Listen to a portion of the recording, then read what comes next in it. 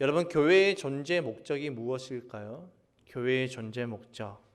이 교회의 존재 목적의 기준은 다른 누구의 말이나 생각이 아닌 예수님께서 어떻게 말씀하셨는지를 우리는 살펴봐야 됩니다. 마태복음 28장 19절에서 20절의 말씀에 교회의 존재 목적이 나와 있는데 우리 함께 읽어보겠습니다. 시작. 그러므로 너희는 가서 모든 민족을 제자로 삼아서 아버지와 아들과 성령의 이름으로 세례를 주고 내가 너희에게 명령한 모든 것을 그들에게 가르쳐 지키게 하여라. 보아라, 내가 세상 끝날까지 항상 너희와 항상 함께 있을 것이다. 아멘. 예수님께서 교회인 우리들에게 마지막으로 하신 말씀은 너희는 가서 가르치고 제자로 삼아 세례를 주라고 말씀하셨습니다. 즉, 교회의 존재 목적은 영혼 구원하여서 제자 삼는 것입니다. 여러분, 우리가 해야 할 가장 중요한 일을 하지 않으면서 다른 것에 집중하는 모습은 결코 잘하고 있다고 말할 수가 없습니다. 어떤 사람이 세탁소를 운영을 하면서 세탁소를 세웠는데 세탁 일에 집중하지 않고 이웃을 섬기고 동네 발전을 힘쓰고 또 많은 사람들을 도와주고 그런 일들에 바빠서 세탁소를 신경 쓰지 못했습니다. 그러다 보니 자연스럽게 세탁물이 계속해서 밀렸고 고객들과의 약속을 지키지 못했습니다. 물론 사장님께서 노력하셨던 일, 이웃을 섬기고 또 사랑을 베풀고 또 동네의 발전을 위해서 힘쓰는 그 모든 일들은 너무나도 좋은 일임에도 불구하고 그 누구도 그 사장님을 향해서 당신은 참 잘하고 있습니다라고 말하지 못합니다. 왜일까요? 가장 중요한 것을 하지 않았기 때문이지요. 최근 제가 몇 번 이용했던 한 카페가 있습니다. 그런데 그 카페에서 갑자기 마네킹의 옷을 입히고 입혀놓고 세우고 또 옷을 막 들여놓더니 카페 겸 옷가게가 되어버렸습니다. 사장님의 생각이 원래 그렇게 하라는 것이었는지는 모르겠지만 그 후로 저는 그 카페를 단 한 번도 가지 않았습니다. 왜일까요? 제가 그곳에 가면 내가 카페에 왔는지 아니면 옷가게에 왔는지 헷갈리기 때문입니다. 카페의 본질을 잃어버리면 카페를 찾는 고객들이 더 이상 그곳에 가지 않습니다. 교회의 본질, 교회의 존재 목적을 상실해버리면 어떤 영혼도 그 교회로 가지 않습니다. 그래서 교회는 교회의 존재의 목적대로 세워져야 됩니다. 교회의 존재 목적인 영혼 구원에서 제자 삼는 일을 하지 않으면 교회가 아무리 다른 사역들을 잘 감당하고 있다 할지라도 그 교회는 잘하고 있는 교회가 아닙니다. 왜냐하면 하나님이 교회를 세우신 목적대로 나아가지 않기 때문이지요. 교회의 존재 목적이 영혼 구원 안에서 제자 삼는 것이라면 성도의 삶의 목적은 무엇일까요? 성도의 삶 역시도 똑같이 영혼 구원 안에서 제자 삼는 삶을 살아가는 것입니다. 그것이 우리를 부르신 하나님의 목적이셨습니다. 오늘날 교회는 믿음의 공동체를 뜻하기도 하지만 성도 각 사람을 뜻하기도 합니다. 그래서 사도 바울은 분열이 일어남으로써 교회의 존재 목적을 상실해 버렸던 그 고린도 교회 성도들을 향하여서 너희 안에 성령이 계심으로 너희가 하나님의 성전인 것을 알지 못하느냐라고 질문을 하죠. 이것은 비단 고린도 교회 성도들에게만 적용되는 것이 아닌 지금 이 시대를 살아가고 있는 우리 모두에게도 적용되는 말씀입니다. 즉 우리 모두가 이 땅에서 살아가고 있는 교회라는 것입니다. 우리가 교회라면 우리를 부르신 그 목적은 우리를 교회로 부르신 하나님의 목적은 이 땅에서 우리가 복음의 증인이 되어서 영혼 구원하여서 제자 삼는 삶을 살아가는 것이 주님이 우리를 교회로 부르신 목적이라는 것입니다. 오늘 본문에 나오는 바울도 자신의 상황이 어떠하든지 증인된 삶을 살아가는 모습을 우리에게 보여주고 있습니다. 이 바울의 앞에 붙는 수식어는 사도입니다. 여러분, 사도는 어떤 자입니까? 보냄받은 자입니다. 보냄받은 자는 어떤 삶을 살아가야 될까요? 보내신 분의 그 뜻대로 살아가는 것이 보냄받은 자의 삶의 목적이지요. 하나님께로부터 보냄받은 자 바울은 어떻게 살아갔습니까? 어떤 상황에서도 보내신 분의 그 뜻인 증인된 삶을 살아가는 모습을 우리에게 끊임없이 보여주고 있습니다. 오늘 본문에서 바울은 아그리빠 왕으로부터 자신의 그 상황을 해명할 기회를 얻게 됩니다. 죄인의 신분에서 자신의 그 상황을 해명할 기회를 얻는다는 것은, 그 상황에서 변론할 기회를 얻는다는 것은 천금과도 같은 기회입니다. 그런 천금과도 같은 기회를 얻은 바울이 전하고자 하는 말은 무엇이었습니까? 자신이 만난 예수님, 그리고 그 예수님을 통하여서 변화된 자신의 모습에 대해서 말하고 있습니다. 우리식으로 표현하자면 예수님을 만나서 변화된 구원의 간증을 한 것이지요. 자신의 무죄를 변론할 수 있었던 유일한 기회, 그 기회에 바울은 자신의 무죄를 입증하려고 하거나 자신의 억울함을 토로하거나 하는 것이 아니라 그는 예수 그리스도를 전하고 있습니다. 우리로서는 도무지 상상할 수도 없는 일을 한 것이지요. 그가 그렇게 할 수 있었던 이유가 무엇일까요? 그도 바울이 그렇게 할 수 있었던 그 힘은 어디에서부터 나왔을까요? 그는 자신이 이 땅에 존재하는 이유와 목적을 분명히 알았기에 그렇게 할 수가 있었습니다. 내가 이 땅에서 살아가야 할 그 목적을 분명히 아는 것, 그리고 그 목적대로 삶을 살아내는 것, 그것이 우리 크리스천들이 가질 수 있는 유일한 힘이자 유일한 영향력이라는 것입니다. 그러니까 우리가 이 목적대로 살아가지 않으면 크리스천은 힘을 잃어버리는 것입니다. 우리가 이 목적대로 살아가지 않으면, 이 목적대로 이 삶을 살아내지 못하면 크리스천은 맛을 잃은 소금이 되어버리는 것입니다. 바울이 전했던 이 복음을 듣고 사람들은 어떻게 반응합니까? 두 명의 사람이 나오는데 첫 번째는 베스도의 반응을 우리가 살펴보고자 합니다. 바울이 전한 복음을 듣고 베스도는 바울을 향해서 미쳤다고 소리를 치고 있습니다. 24절의 말씀을 함께 읽겠습니다. 시작. 바울이 이렇게 변호하니 베스도가 큰 소리로 바울아 네가 미쳤구나, 내 많은 학문이 너를 미치게 하였구나 하고 말하였다. 아멘. 여러분, 왜 베스도는 이렇게 격양된 반응을 일으켰을까요? 왜 바울을 향해서 네가 미쳤구나라고 외치면서 그를 욕을 하고 있었을까요? 어쩌면 베스도의 입장에서는 당연한 반응일지도 모릅니다. 왜냐하면 베스도는 힘을 숭배하는 제국의 총독입니다.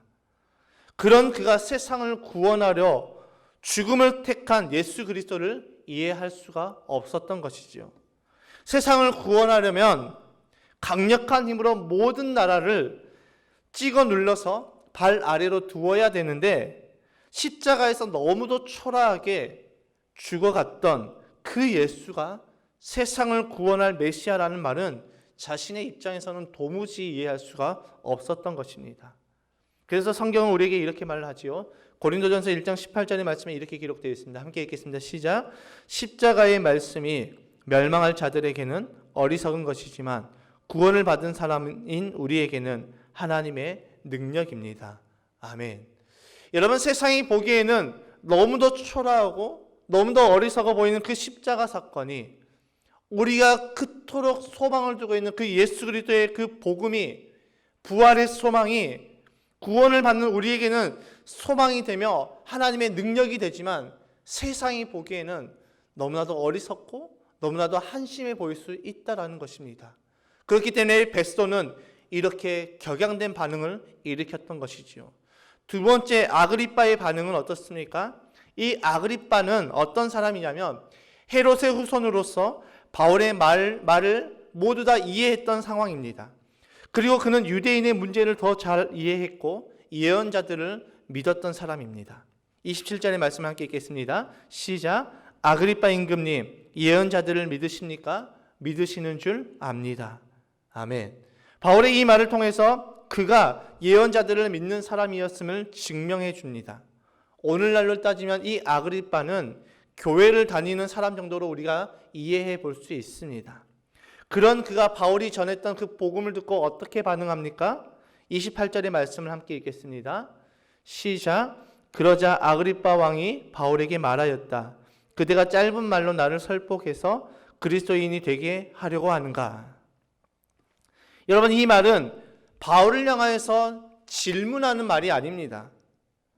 자신에게 복음을 전하여서 그리스도인이 되게 하려는 이 바울이 몹시 언짢고 불쾌하다는 것을 드러내고 있는 이 아그리빠의 감정입니다. 여러분, 왜 아그리빠는 오늘날로 따지면 교회를 다니고 있는데 그리스도인이 되는 것을 거부하였을까요? 그는 자신이 있는 그 왕의 자리에서 내려와서 그 자리를 예수님께 내어드리는 것이 싫었기 때문입니다. 그것을 거부한 것이죠. 다시 말해서 변화되는 것을 거부했던 그 모습을 보여주고 있습니다. 복음을 통하여서 예수님을 내 삶의 주인으로 인정하고 그 자리를 예수님께 내어드리기가 싫었던 것이지요. 아그리빠는 진짜 그리스도인이 되는 것이 싫었던 것입니다. 오늘날도 이 아그리빠와 같은 사람들이 많이 있습니다. 교회에는 다니고 있지만 내 삶의 주권을 예수님께 내어드리지 못하고 여전히 내가 주인이 되어서 내가 왕이 되어서 살아가고 있는 자들이 너무나도 많이 있습니다. 왜일까요? 왠지 내 삶을 예수님께 내어드리고 내 삶의 주도권을 예수님께 내어드리고 내가 진짜 그리스도인이 되면 내 삶에 희생과 헌신을 많이 해야 할 것 같은 기분이 들기 때문입니다.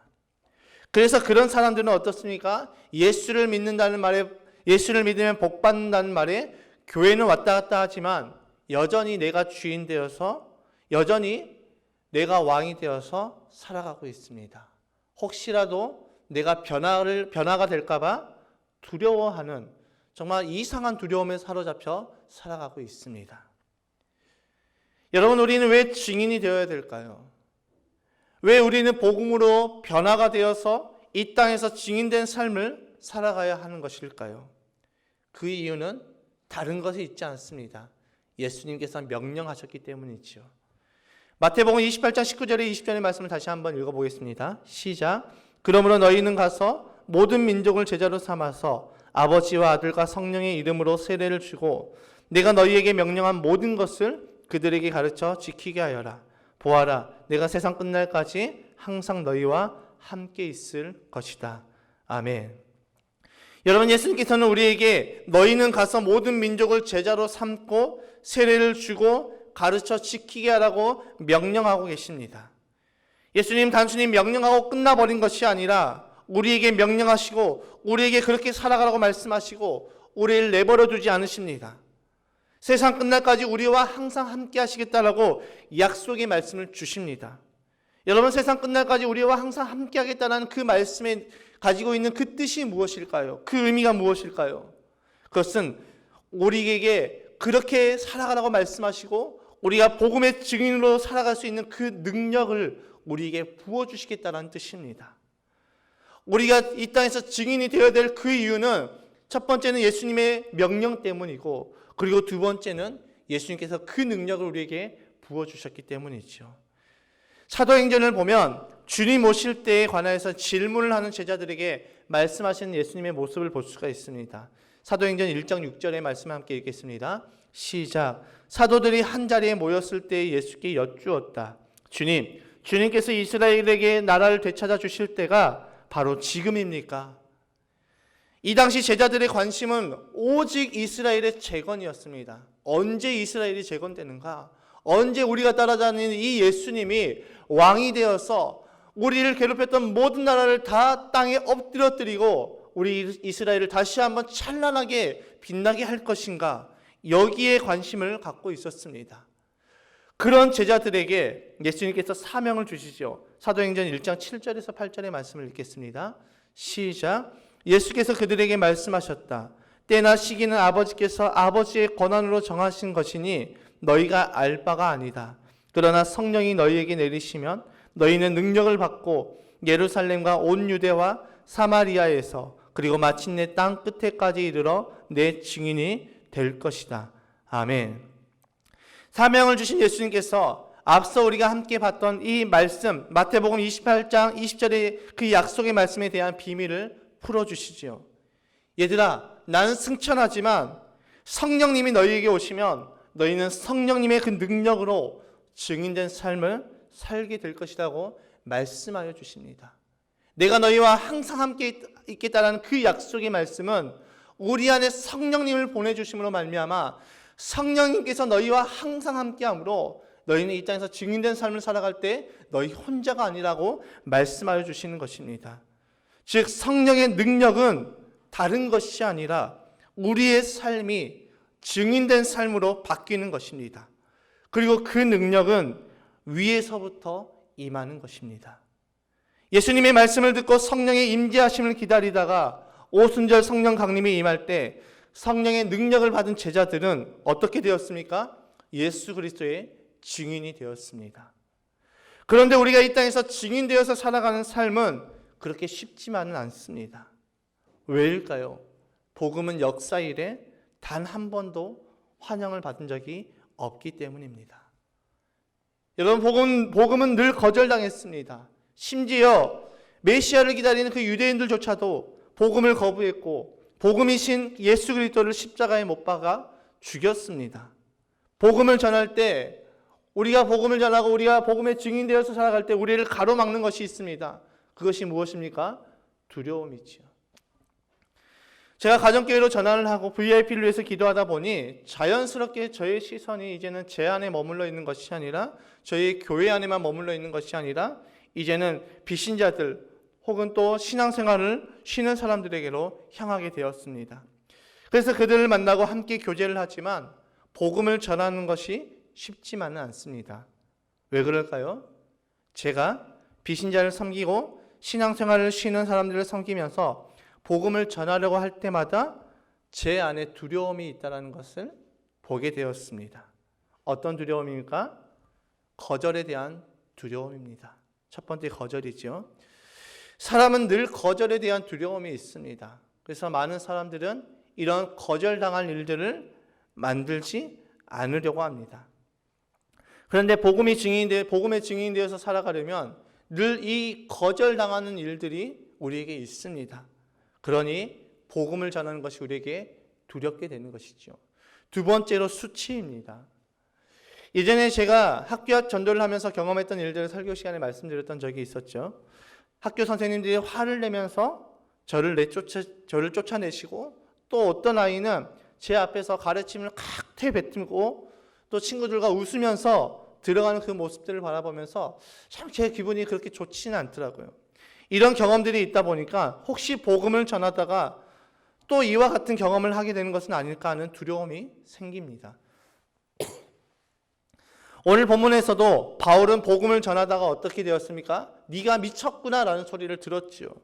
바울의 입장에서 얼마나 수치스럽겠습니까? 그런데도 바울은 멈추지 않았습니다. 바울은 계속해서 복음을 전하지요. 바울은 자신의 모든 상황에서 복음을 전했습니다. 베스도에게 거절과 수치를 당했던 그 바울은 아그리빠를 향하여서 또다시 복음을 전합니다. 본문 26절의 말씀 함께 읽어보겠습니다. 26절의 말씀입니다. 시작. 임금님께서는 이 일을 잘 알고 계시므로 내가 임금님께 거리낌 없이 말씀드리고 있는 것입니다. 이것은 어느 한 구석에서 일어난 일이 아니므로 임금님께서는 그 어느 사실 하나라도 모르실 리가 없다고 생각합니다. 네가 미쳤구나 라고 말을 하는 그 베스도의 말을 뒤로하고 바울은 계속해서 복음을 전하고 있습니다. 왜일까요? 왜 바울은 이런 수치와 이런 거절을 당하면서까지 계속해서 복음을 전합니까? 그것이 주님의 명령이었고 그것이 자신을 부르신 그 부르심에 합당한 삶이었고 그것이 사도로 보내신 분의 뜻이었기 때문입니다. 여러분, 성경의 모든 곳에서 예수 그리스도를 말하고 있습니다. 성경 그 어디에서도 예수 그리스도를 말하지 않는 곳이 한 군데도 없습니다. 그리고 성경에서 나오는 예수를 믿는 자들은 모두가 다 증인된 삶을 살아갔습니다. 이 바울이 복음을 전할 때 자신의 수치를 당하고 거절을 당하고 네가 미쳤구나 욕을 먹는 그 상황에서도 복음을 전할 수 있었던 그 이유가 무엇입니까? 그는 왜 그토록 자신이 그런 비참한 상황이 되었음에도 불구하고 굴하지 않고 끝까지 복음을 전할 수 있었을까요? 바울은 모든 열매를 맺는 분은 하나님이시라는 것을 알았기 때문입니다. 오늘 본문에서 바울은 자신이 전한 복음에 대해 수치와 거절을 당했을 때 이렇게 말하지요. 29절의 말씀을 함께 읽겠습니다. 시작. 바울이 대답하였다. 짧거나 길거나 간에 나는 임금님뿐만 아니라 오늘 내 말을 듣고 있는 모든 사람이 이렇게 결박을 당한 것 외에는 꼭 나와 같이 되기를 하나님께 빕니다. 아멘. 바울은 자신이 결박을 당한 것 외에는 내가 전한 복음을 듣는 모든 사람들이 나와 같은 복음의 증인이 되기를 원한다라고 하나님께 기도합니다라고 고백하고 있습니다. 여러분, 바울은 자신이 예수 그리스도를 증거하고 자신의 말로 복음을 전하고 있지만 모든 열매는 내가 맺는 것이 아니라 내가 전도의 열매를 맺어가는 것이 아니라 그 열매는 하나님께서 맺는 것임을 고백하고 있는 것이지요. 내가 이렇게 수치를 당하고 이렇게 욕을 당하면서 내가 복음을 전하고 있지만 내가 전한 복음을 듣고 누군가는 복음의 증인이 되기를 나는 간절히 하나님께 기도하고 있습니다. 여러분, 우리가 복음의 증인이 되는 것은 바로 이런 기도가 동반되어야 되는 것입니다. 바울이 이렇게 고백할 수 있었던 이유가 무엇입니까? 열매를 맺으시는 분이 하나님임을 그는 분명히 알고 있었기 때문입니다. 그렇기 때문에 그는 자신의 힘으로 누군가를 바꾸려고 하지 않고 그저 묵묵히 씨를 뿌리고 그저 묵묵히 물을 주고 이제는 하나님께 모든 결과를 맡겨드리는 것입니다. 여러분, 우리가 복음을 전하다가 거절당할 수 있습니다. 복음을 전하다가 수치당할 수 있습니다. 내가 거절감 때문에, 내가 수치 때문에 증인이 되기를 거부한다면 우리는 하나님이 보내신, 하나님의 우리를 이 땅에 존재하신 그 목적대로 살아가는 삶이 아니게 되는 것입니다. 내가 거절당한다 할지라도, 내가 수치를 당한다 할지라도 나는 씨앗을 뿌리고 나는 물을 줬으니 그 열매를 맺어가시는 분은 이제 하나님이십니다. 이렇게 고백할 때 우리가 뿌렸던 그 물과 그 씨앗과 그 물에서 분명히 열매가 맺게 되는 것입니다. 우리도 바울과 같이 복음을 전함으로 내가 전하는 이 복음을 듣고 복음을 들었던 모든 사람들이 나와 같이 복음의 증인이 되기를 간절히 바랍니다라고 고백하는 저와 여러분의 삶이 되시기를 주님의 이름으로 축복합니다. 말씀을 정리합니다. 여러분, 하나님이 우리를 부르신 목적은 단순히 이 땅에서 잘 먹고 잘 살기 위해서 우리를 부르신 것이 아닙니다. 우리가 이 땅에서 걱정해야 될 것은 내가 어떻게 먹고 살까를 걱정하는 것이 아닙니다.